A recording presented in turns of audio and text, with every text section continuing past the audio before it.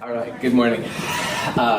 Thanks for being here, and I hope you have a good weekend. We're going to continue with our exam review for the first midterm.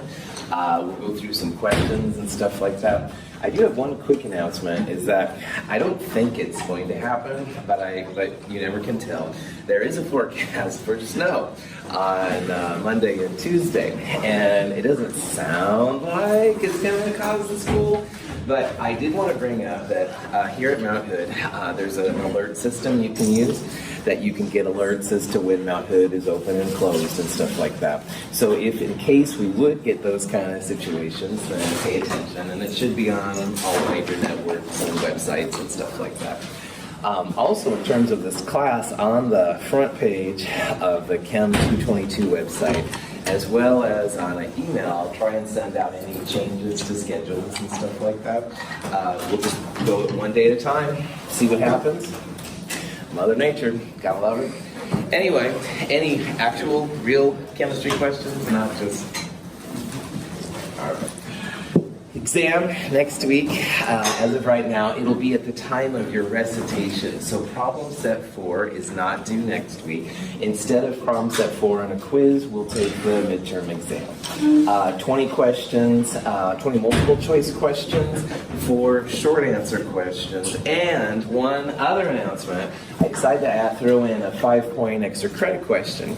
It's going to be a separate piece of paper because I kind of last minute decided, yeah, I guess I should do that. So anyway, just FYI, you're going to have the main exam itself and then a piece of paper. If you wish to do the extra credit, just staple it to the back. It should be pretty chill. Extra credit is always optional. It's never a requirement stuff, but it's there if you want to. Anyway, when you come to the lab next week, make sure that you bring the calculator, pencil, a Scantron, 100 questions total. If you have a Tuesday morning or a Thursday morning lab, do not wait until the morning of to buy your Scantrons, all right? Because I think the bookstore opens at 8. It'll take a couple of minutes to buy it, and then you'll miss a couple of minutes of the exam. So try and get it before Tuesday morning or Thursday morning. You'll also bring the completed organic chemistry lab. You'll bring exam prep 1, the worksheet, which is basically 5 questions, question, answer, show your work and stuff. And also next week, we're back in the lab big time, and this is a good lab. We're going to use safety glasses, bring your lab notebook to write down notes in and stuff like that. So this will be a more normal kind of lab. And if all goes well, I'll return the exams on Friday. And when you get it back, it'll have a summary sheet, which just says, like, how are you doing in the class as of this time? And please check this out. I do it for your own information, but I also want to make sure that the grades I have down are the grades you actually got. If you're missing the lab, I encourage you to turn in the lab, because even if it's late, you get the lab completion bonus, stuff like that. So. Again, if there was a chance of snow, and I don't know, that might delay the Friday return date. So just we'll have to play it by ear, go with the flow. Big surprise. Any questions on this kind of stuff? All right. So then without further ado, let's just start getting into the questions. And again, if you have questions on anything, let me know. The first question we did end up with on Wednesday, but I kind of like to do it again here real fast. So based on the Vesper geometry, which one of these would describe the molecular shape or molecular geometry for the IF2 -1 ion? And see if you can figure out which of those looks right. And we did the answer on Wednesday, but I do kind of want to do what was wrote down.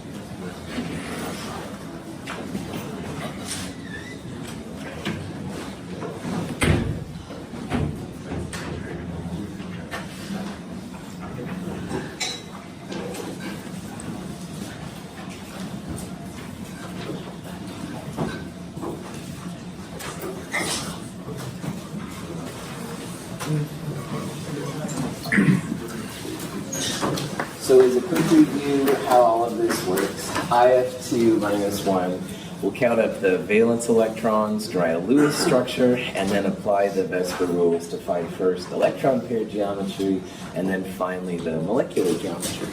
And so iodine and fluorine are both in group 7. So 7 for the iodine, 2 fluorine, 7 each, and then add 1 for the -1 charge. So that's 22 valence electrons or 11 pairs of electrons. Most electronegative atoms go on the outside, and the least electronegative atoms go on the inside. Fluorine is the most electronegative, so we'll definitely put it on the outside. I drew a bonding pair between the outer and the inner to make sure that they're connected. Those lines, each of those is 1 pair, so I have 9 pairs left. Outer atoms first to give them their octet. So that's now 6, 7, 8 of my 11 pairs. I still have 3 pairs to go. All of those will go on the inside. So iodine here is going to have 3 lone pairs on. And again, this is why it's so important to count the valence electrons, all that jazz. Iodine has 1, 2, 3, 4, 5 pairs around it. Carbon, nitrogen, oxygen can't do that, but the period 3s and lower can. So iodine's okay having 5. What would be the name of this electron pair geometry? Trigonal bipyramid, that's right. Anytime you've got 5, it's going to be trigonal bipyramid. And when you have just 2 atoms and 3 lone pairs, it's really important to keep the lone pairs as far apart from each other as you can. And you can best get them farthest from each other if they're in the plane of the molecule. So the angles of the lone pairs would be about 120. That actually makes the molecular geometry linear. It's actually 180 degrees straight across this particular molecule, which is a little unexpected and stuff. But again, keeping those big negative lone pairs away from each other, that's kind of the punchline of all of this. Is this molecule polar or nonpolar? Nonpolar, well done. The iodines pull evenly, so they cancel out, and the 3 lone pairs in the plane of the molecule also cancel out. You can think about it like you literally have a trigonal planar of lone pairs, and everything around that lone pair, the iodine is the same, so they cancel, and the F's, which are linear, cancel out as well. It's a very unexpected kind of molecular geometry on one level. Any questions on that?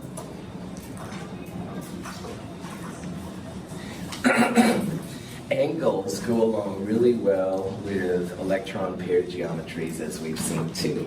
So see if you can figure out what the approximate CCH angle is in acetylene.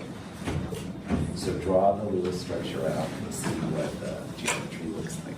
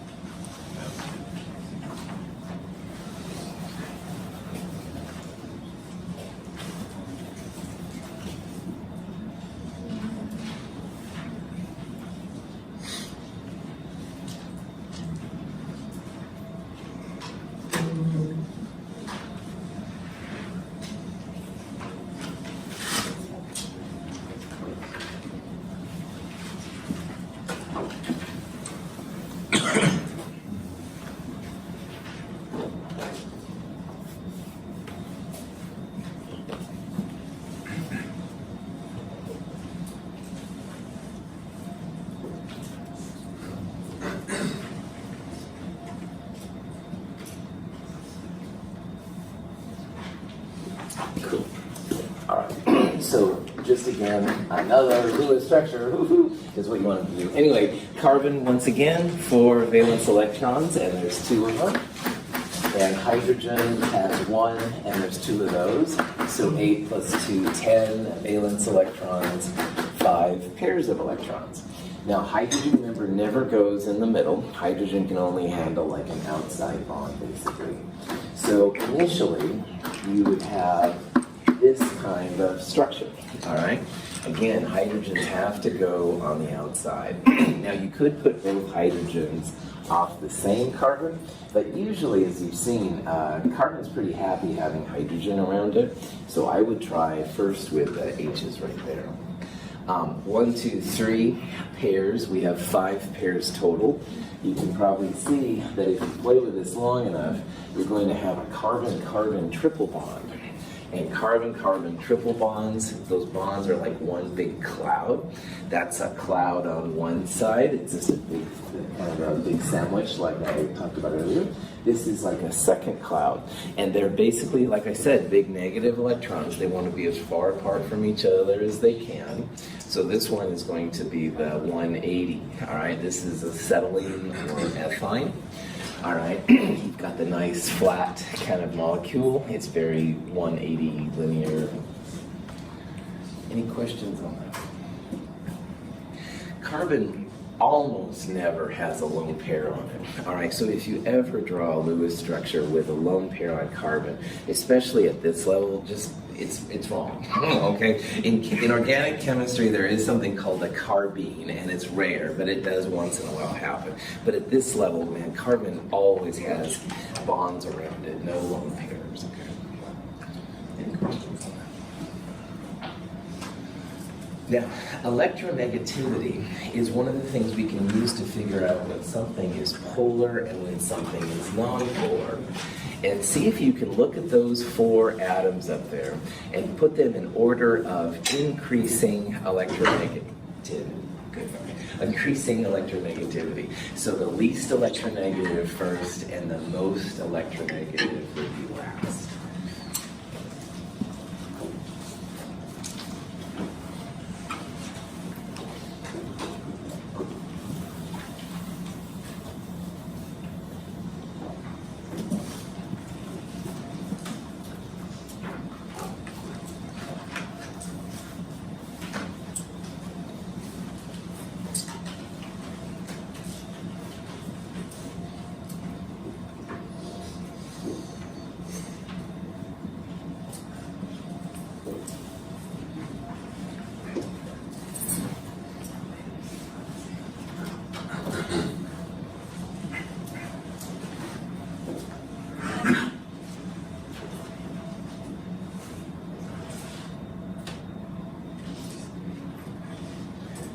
Outstanding.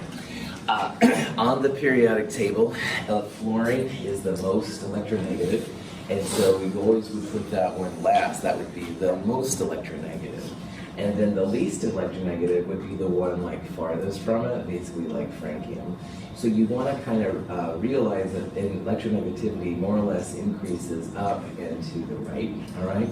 So when you do this, magnesium is a metal. That would be way over on the far left. That would be the least electronegative because nitrogen and phosphorus are both nonmetals, all right? And then after that, just kind of fill the dots, go right and up as much as you can. So magnesium to the right would be phosphorus. Nitrogen would be above that, so that would be more electronegative. And then, of course, fluorine, the most electronegative of all. Sorry.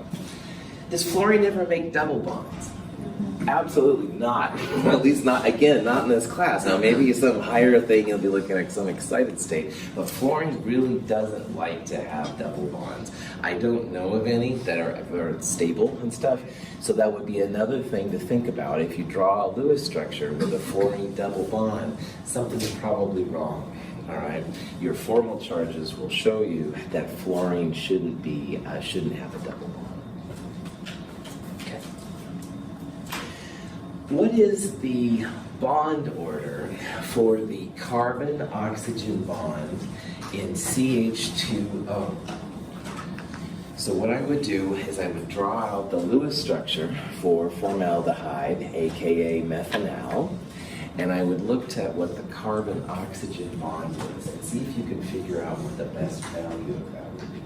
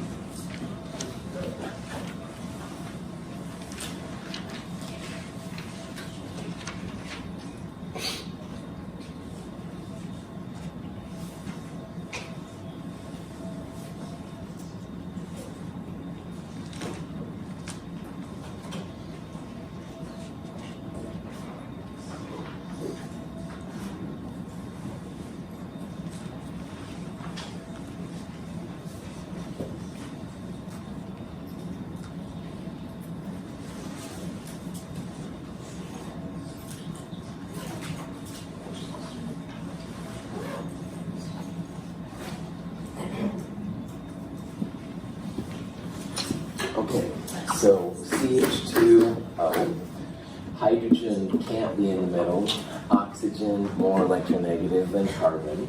So I would start by putting carbon in the middle, and I'll kind of do this kind of thing. Valence electrons, carbon is 4, hydrogen 1, and there's 2 of them plus 6 for oxygen. That's 12 valence or 6 pairs of electrons. So 1, 2, 3 to make the outer atoms connected to the inner atoms. And then with the remaining 3 pairs, put them on the outer atoms first. Hydrogen can only handle 1, it doesn't get any, but oxygen can handle 3 pairs. That's the structure we have at first. This would be an example of a bond order of 1. All right, if you have a single bond, that would be a bond order 1. But is this structure complete? No, good. A lot of you are shaking your hands right on. Carbon must have 4 pairs, all right? The only ones that can go under 4 would be things like aluminum, beryllium, barium, those kind of guys. But carbon, nitrogen, oxygen always have to have 4. So we're going to take one of the lone pairs off the oxygen. We'll make a double bond with carbon. And now the oxygen still has 1, 2, 3, 4 pairs.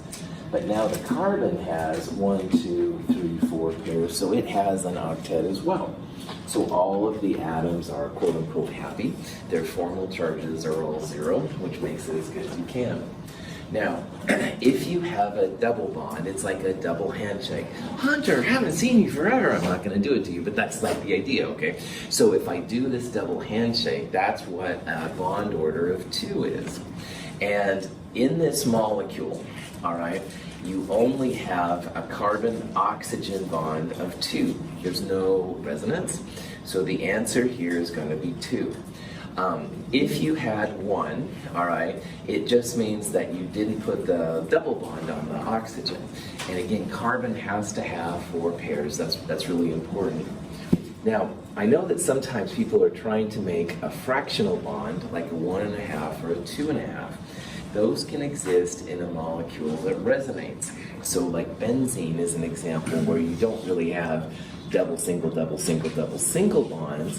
You actually have a mix of them. You have like 1.5 bonds. But this molecule does not resonate. Like we can't make a double bond with hydrogen because again, hydrogen can only handle 1 bond. So it could be a 1.5 or a 2.5. A negative 1 is just honestly for fun. A negative bond would be like anti-bonds. I don't know. My science fiction is a little slow this morning, but you get the idea. You can only have positive numbers for bonds and stuff, at least at this level. So, yeah. Any questions? Yes? So I know there's a formula to find the bond order for Lewis structures, so instead of using that formula, can you just count how many bonds there are? So as long, Maria, as you realize that a CO is different than a CH, then what you said is awesome. So like you have 2 bonds and 1 place to put them, awesome. But you don't want to mix these bonds in, because it's like apples and oranges are different types of fruit, they're similar. These are different kinds of bonds. A double bond O is a lot more energetic than a single bond H. So with that one caveat, what you said is fine, you bet. Most of the time, though, Maria, it's as simple as single bond, bond order 1, double bond, bond order 2, triple bond, bond order 3. All right. It's only when they resonate that once in a while you get into the fractional bonds. Good. And also remember that molecular orbital theory is different than that too. Molecular orbital, it's 1/2 parentheses, bonding electrons minus anti-bonding electrons. We're not looking at molecular orbital diagrams though here. You wouldn't want to use that formula. So, questions on that?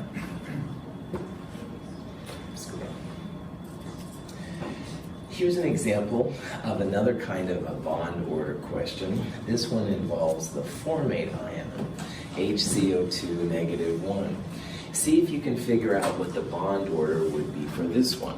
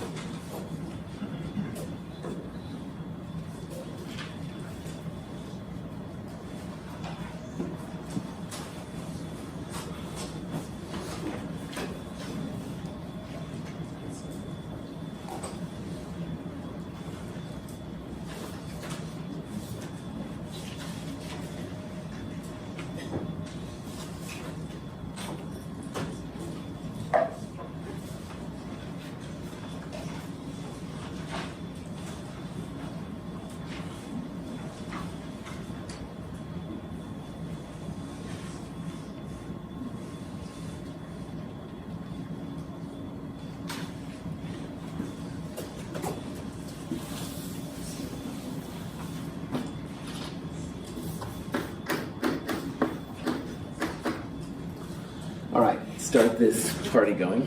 First of all, Lewis structure, woohoo. So again, count up the crazy valence electrons.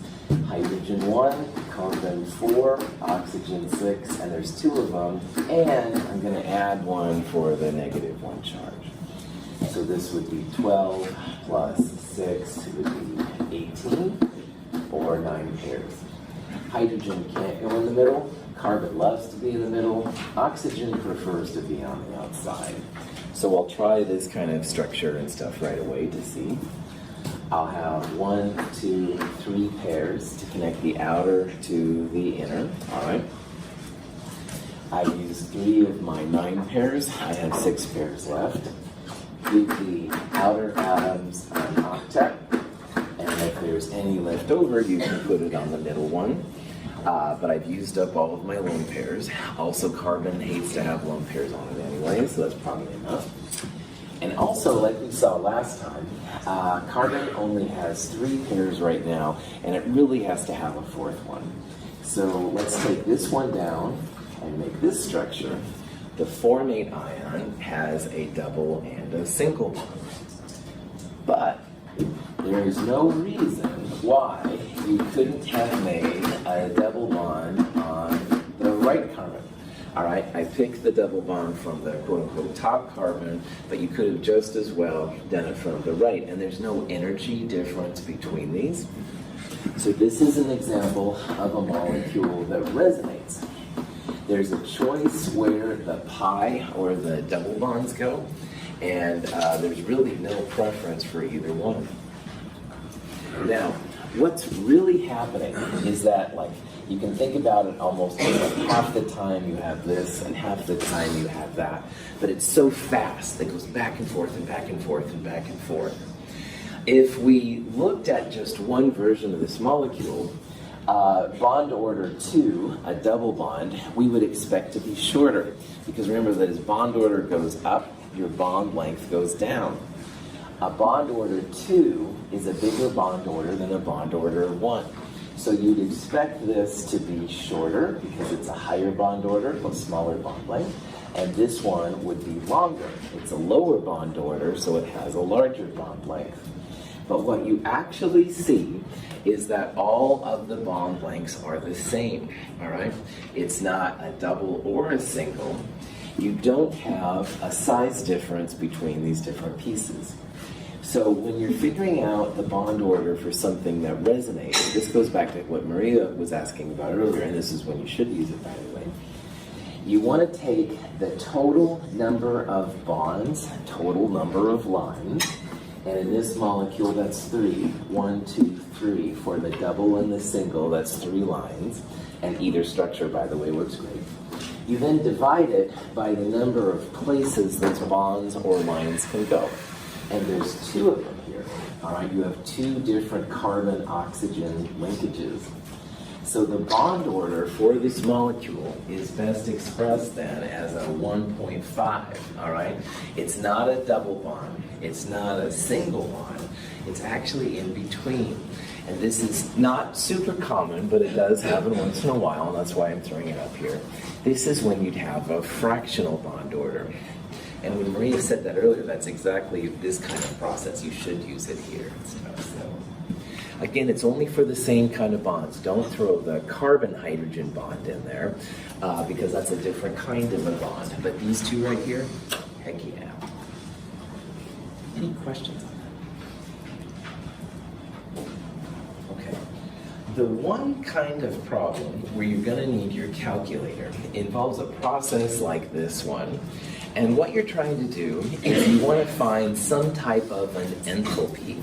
And just as a quick review, enthalpy is just an energy, all right? And scientists, especially physical scientists, want to know if you're going to get energy out of a reaction or if you have to put it into the reaction to make it work. And this kind of process is really good. The number you get, the sign of the number will tell you that. So the negative numbers, like these 3 right here, those would be exothermic, they would release energy, but you might get a positive number too, and that's an energy that has to be added to make it happen. So without further ado, see if you can find what this bond enthalpy is, or the standard molar enthalpy. We're forming nitrogen trifluoride from the elements. You'll always be given values like this. See if you can figure out what this bond energy is going to be. This is a bonds broken minus bonds formed type problem.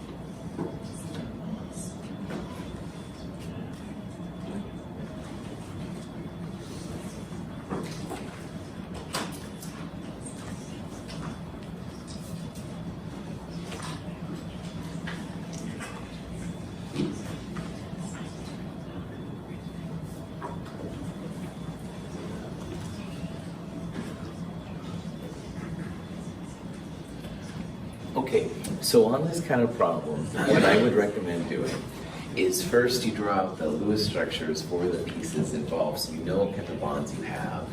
And N2, when you draw it out, there's a nitrogen-nitrogen triple bond. And that's probably not too surprising since that's the only kind of N2 there. However, if you had a list of nitrogen-nitrogen bonds, you'd want to use the triple. And then fluorine has a single bond. And then nitrogen trifluoride, the nitrogen has a lone pair, and there are 3 single bonds to fluorine. And to figure out the energy, you want to figure out the bond broken energy and subtract it from the bonds formed energy. Now, all of these numbers in these tables are positive numbers because breaking a bond doesn't usually happen by itself. You have to add energy to make it happen. However, when you form those corresponding bonds, you're going to get energy out because there's a stabilization. It's like more stable than it was before. So what we're going to do here is we're going to take all of the energies of the bonds we're going to break, and we're going to assume we're going to completely break those bonds apart. We're going to break that triple bond. We're also going to break that half of a fluorine bond. But we also have to take into account the stoichiometries, the 1/2 and the 3/2. All of these are per mole, and we're only using, for example, like half of a mole of N2, et cetera, et cetera. So the bonds broken apart will equal 1/2 times 946 plus 3/2, which is in front of the fluorine, or 1.5, times 159. That'll be the bonds broken part. Then from that, we're going to subtract the bonds formed. And NF3, as you can see from the Lewis structure, and I tried to draw from these little squiggly lines, NF3 has 3 nitrogen fluorine single bonds. So the bonds formed will be 3 times this number, because we're going to form not just one NF, but we're actually forming 3 NF bonds. So mathematically, it'll be this number divided by 2 plus this number times 1.5 minus bonds formed minus 3 times 272. And if you do that and throw that in your calculator, minus 105 kilojoules per mole would be the answer. This is an exothermic reaction because the energy is negative, all right? And negative numbers mean that energy is being released. More often than not, those are the kind of reactions that we'll occur. Any questions? All right. Amount of polarity can be really helpful, and it's nice to know which of these bonds would be least polar, i.e. which ones have similar electronegativities. I don't think of AC/DC as being a mellow band. I think of them as being rather aggressive. So I wouldn't put AC/DC down for that reason as well as it's just plain silly. However, see if you can find which one of those is the least polar. All right, which ones have the smallest difference in electronegativities. You don't need a value of electronegativities, just mention that's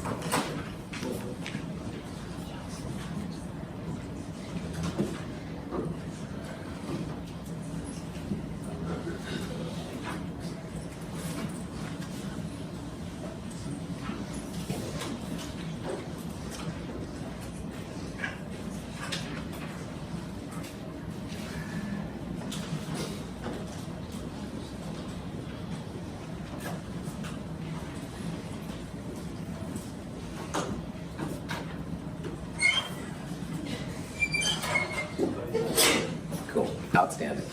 All right, all of those compounds have a boron in them, so boron will be like a reference point. And if you had a truly nonpolar bond, it would be a boron with a second boron, all right? And what that means is that boron's ability to pull electrons to itself would be equated by the other boron's ability to pull electrons towards itself. So in our class, really only nonpolar bonds happen when boron connects with boron. And you can see here there's kind of a pattern. So like right next to boron is carbon, then nitrogen, then oxygen, then fluorine. So the answer here will probably be C or D, either the atom closest to boron or the atom furthest from boron. And what most of you saw, well done, was that it's the one closest to it. All right, you want to have an atom next to it which is pulling comparable. Fluorine is the one that pulls the most. Remember, this is the Schwarzenegger, all right, pulling harder than anyone else. The carbon would be closest. Sorry, keep my data. Carbon is closest to boron, so its pull would be comparable. All right, it's probably a little stronger than boron, but it won't be that much stronger. So it would have the least polar bonds. So the punchline, all right, look for the atoms which are closest to each other. Those will be the least polar bonds. Cool. Now, polar bonds can make a molecule polar unless all the polar bonds are distributed around the molecule symmetrically. And I talked about how if we had Arnold Schwarzenegger right here, he would yank my arm off my body, no problem. However, if there was a second clone of Schwarzenegger to the opposite side in 180 degrees, they would pull evenly, all right? And assuming my arms didn't really pop out, then the Schwarzenegger-Michael bond that would be very much towards Schwarzenegger on that side would be balanced by another Schwarzenegger-Michael bond on the opposite side. So you can have a non-polar molecule even though you have polar bonds. So in this list right here, all right, think about which of the following molecules will be polar, i.e. which ones don't have everything balanced out together.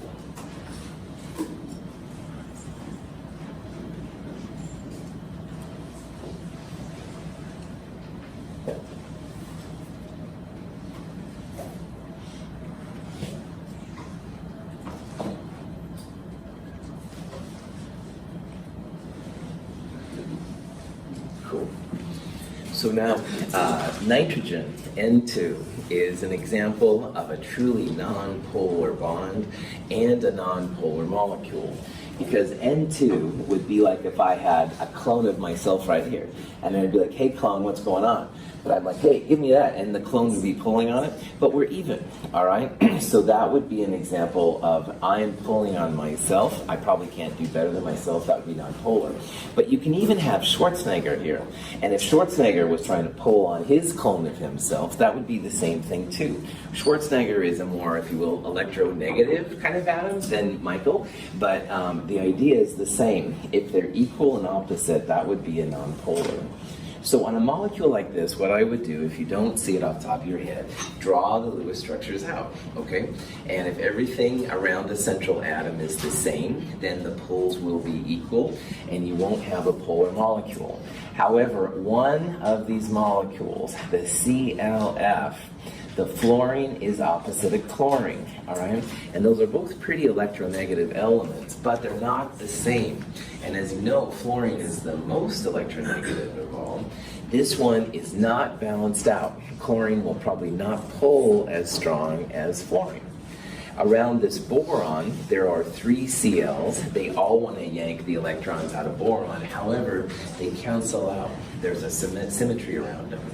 And carbon dioxide would be the same thing. Any questions?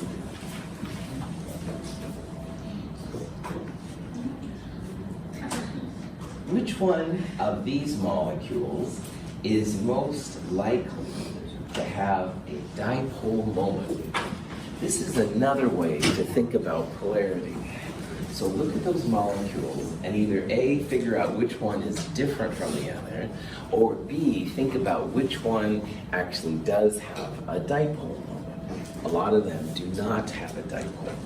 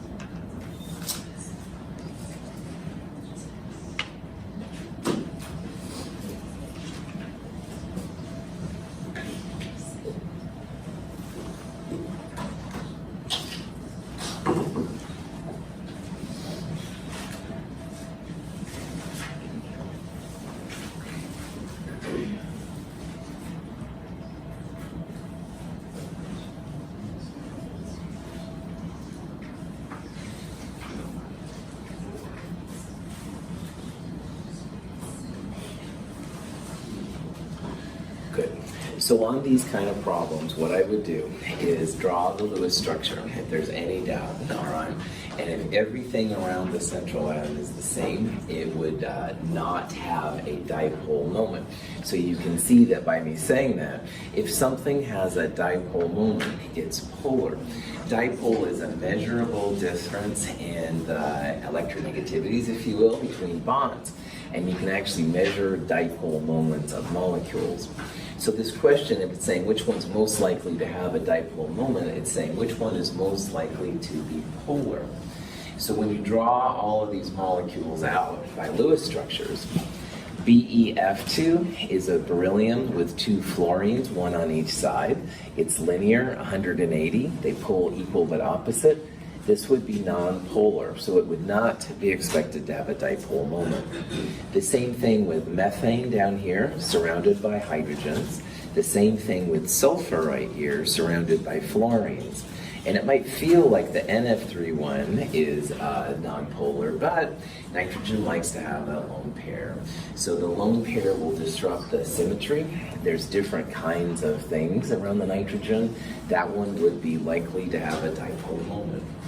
In the lab, the organic chemistry lab this week, there's a question of the dichlorobenzenes, and it says which one is expected not to have a dipole moment.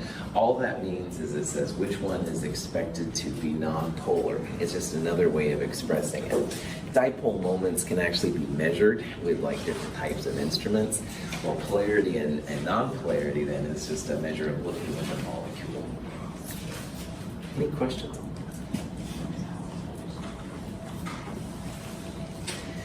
What hybrid orbital set is used by the BCl4 -1 ion? On a problem like this, big surprise once again, draw the Lewis structure, and from the electron pair geometry, you can find what the hybridization is.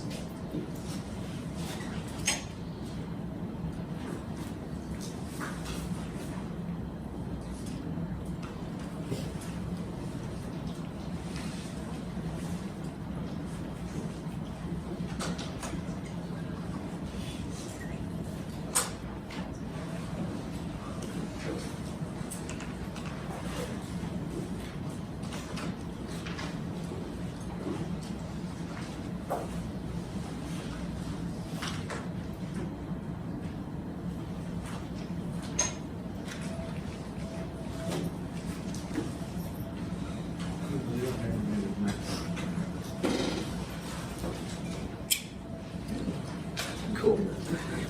All these kind of problems, look for the electron pair geometry. That'll give you the answer for the hybridization. SP is of course corresponding with linear electron pair geometry. SP3 is tetrahedral. SP2 trigonal planar. SP3D2 is octahedral. SP3D is trigonal bipyramid. So the electron pair geometry will tell you which one it is. Boron in this example is in a tetrahedron of chlorines. So when you add up the valence electrons, and boron's less electronegative than chlorine, you end up with 4 Cls around it. Boron can go less than 4, but it doesn't have to, all right? So in this example, it would be tetrahedral. And again, it's tetrahedral that tells you this will be sp3. Any questions? All right, we'll do some more of this on Monday. Have a wonderful weekend. I'll see you later.